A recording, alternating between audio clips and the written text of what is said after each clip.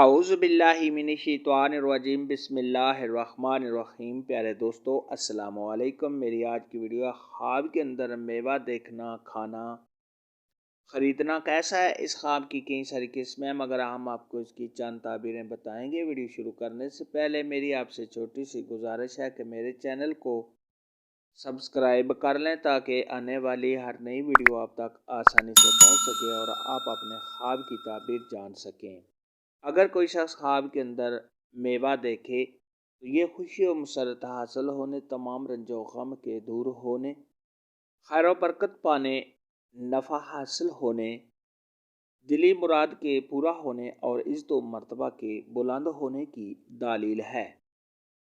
خواب کے اندر اگر کوئی شخص کسی کو میوہ دیتا ہے یا بیچتا ہے تو یہ لوگوں کو فائدہ پہنچانے، نیک نام ہونے، شہرت پانے، تمام پریشانیوں کے دور ہونے اور قرض کے ادا ہونے کی دلیل ہے۔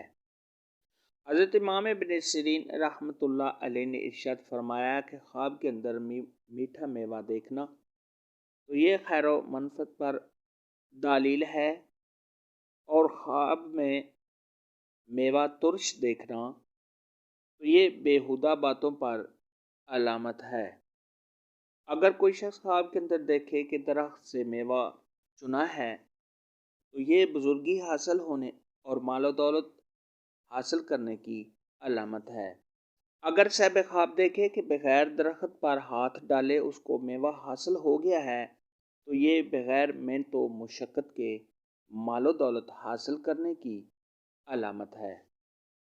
خواب کے اندر اگر کوئی شخص دیکھے کہ اس نے درخت سے کچھ میوہ لیا ہے اور اگر اس کا موسم ہے تو یہ حلال مال حاصل کرنے کی علامت ہے، اور اگر بے وقت لیا ہے تو حرام مال حاصل کرنے کی علامت ہے۔